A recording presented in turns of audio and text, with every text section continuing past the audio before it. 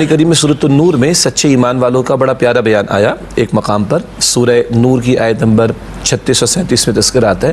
وہاں ذکر ہے کہ رجال لا تلہیہم تجارۃ ولا بیع عن ذکر اللہ و اقام الصلاۃ و ایتاء الزکاۃ. اللہ کے پیارے نیک مومن بندے کون ہیں؟ انہیں ان کی تجارت یا خرید و فروخت اللہ تعالیٰ کا ذکر کرنے، نماز قائم کرنے، زکوٰۃ ادا کرنے سے روکتی نہیں ہے. وہ اگر کاروبار بھی کریں گے تو اللہ کا ذکر کرتے ہوئے. اب اللہ کا ذکر کرتے ہوئے کاروبار کرنے کا مطلب صرف تسبیح پھیرانا نہیں ہے. یاد رکھنا ہے کہ حلال کماؤں گا حرام نہیں، حلال بیچ سکتا ہوں حرام شے نہیں بیچ سکتا، حلال ذریعے سے کما سکتا ہوں حرام ذریعے سے نہیں کما سکتا، عیب دار چیز بغیر بتائے نہیں بیچ سکتا. ہاں عیب کو چھپاؤں گا نہیں، جھکتا ہوا تولوں گا لیکن ڈنڈی نہیں ماروں گا، جو سیمپل دکھاؤں گا وہی اوریجنل اس کو میں پرووائڈ کروں گا، جو میں نے اس سے کنڈیشنز طے کی ہیں جائز کنڈیشنز ان کو پورا کروں گا وغیرہ وغیرہ. تو یہاں ان کی کوئی تجارت اور خرید و فروخت اللہ کے ذکر سے غافل نہیں کرتی. یہ ذکر زبان والا بھی ہے، اگر کوئی کچھ باتوں کی یاد دہانی کے لیے، تعداد کی یاد دہانی کے لیے تسبیح بھی استعمال کرتا ہے تو کوئی حرج نہیں. لیکن یہاں فقط اتنا ذکر مراد نہیں، کاروبار کرتے ہوئے اللہ کو یاد رکھنا، حلال حرام کی تمیز کو سامنے رکھنا، جائز سے کما کر جائز میں خرچ کرنا. پھر اللہ نے زکوٰۃ معین کی ہے، زکوٰۃ کے علاوہ مال معین کیا، اس کو رائے خدا میں لگانا. پھر اللہ کے کلمے کی سربلندی کے لیے محنت ہے، اللہ کے دین کی دعوت اس کے نظام کی جد و جہد کے لیے محنت ہے، اس فریضے کو بھی انجام دینا. یہ آل انکلوسیو پیکیج ہے.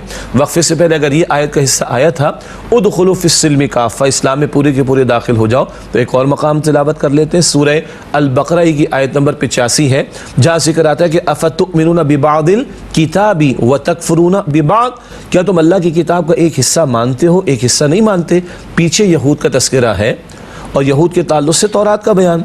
تورات کو وہ اللہ کا کلام مانتے تھے مگر بہت سے احکامات پر عمل نہیں کرتے تھے، بلکہ تورات کو پس پشت انہوں نے ڈال دیا تھا یہود نے. قرآن پاک فرماتا ہے سورۃ البقرہ ہی میں آیت نمبر 101 میں کتاب اللہ وراء ظہورہم، اللہ تعالیٰ کی کتاب کو تو پس پشت ڈال دیا. تو یہود نے، ناظرین توجہ رکھیے گا، یہود نے تورات کو اللہ کا کلام ماننے سے انکار نہیں کیا، وہ اللہ کا کلام مانتے مگر اس کے احکامات کو فراموش کرتے تھے، اس کے احکامات کی خلاف ورزی کرتے تھے. ان سے اللہ تعالیٰ فرما رہا ہے افتؤمنون ببعض الکتاب وتکفرون ببعض، ایک حصہ کتاب کا مانتے ہو، کچھ احکام مانتے ہو عمل کرتے ہو، وتکفرون ببعض، اور دوسرا حصہ دوسرے احکام کو تم رد کرتے ہو، انکار کرتے ہو یا ان کی نافرمانی کرتے ہو.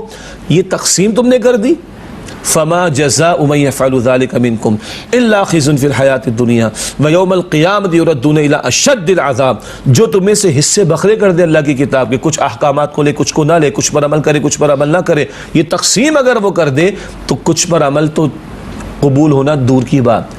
فما جزاء من يفعل ذلك منكم الا خزي في الحياة الدنيا، اس کی سزا اس کے سوا کیا ہے کہ دنیا میں ذلت اور رسوائی ہو. آج ہمارے حالات دیکھ لیں. وَيَوْمَ الْقِيَامَةِ يُرَدُّونَ إِلَىٰ أَشَدِّ الْعَذَابِ، اور قیامت کے ایسے لوگوں کو شدید عذاب میں لوٹایا جائے گا. وَمَا اللَّهُ بِغَافِلٍ عَمَّا تَعْمَلُونَ، اور اللہ تعالیٰ جو تم لوگ کرتے ہو اس سے بے خبر نہیں ہے. مجھے یاد آیا، میں مس کر گیا تھا، آپ نے کیا کمال کے جملے ارشاد فرمائے تھے کہ ان کو باطل کو آپ کی میری نمازوں سے، زکوٰۃ جمرے سے پریشانی نہیں ہے، کوئی پریشانی نہیں ہے. ان کو بدر کے میدان سے پریشانی ہے، بدر و حنین سے پریشانی ہے، احد سے پریشانی ہے. کیوں بدر کیوں سجا ہے، احد کا میدان کیوں سجا ہے؟ اللہ کے اس دین کو غالب کرنے کی جد و جہد کے لیے. یہی مشن اللہ کے پیغمبر کا صلی اللہ علیہ وسلم ہم نے بارہا بیان کیا. بھائی سنت کا پورا تصور رکھیے نا، داڑھی ہم نے بھی رکھی ہے الحمدللہ، سر کو ڈھانپا ہوا ہے، ٹخنے ہم بھی کھلے رکھتے ہیں، خوشبو میں بھی لگا کر آیا ہوں، مسواک کرنے کا اہتمام کرتا ہوں، مگر سنت یہاں تک محدود تھوڑا ہی ہے. سنت تو طائف کی گلیوں میں بھی نظر آئے گی، ہجرت کی راتوں میں بھی نظر آئے گی، بدر کے میدان میں بھی نظر آئے گی، احد کے میدان میں بھی نظر آئے گی، احزاب و خندق کے موقع پر بھی نظر آئے گی. کیوں؟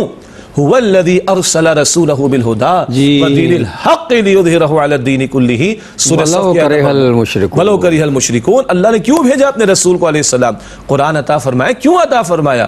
دین حق دین اسلام عطا فرمایا، کیوں عطا فرمایا؟ صرف پڑھنے پڑھانے کے لیے، صرف شائع کر دینے کے لیے، بیان کر دینے کے لیے نہ، لِيُظْهِرَهُ عَلَى الدِّينِ كُلِّهِ، تاکہ اس کل نظام زندگی پر آپ صلی اللہ علیہ وسلم اللہ کا دین غالب کر دیں.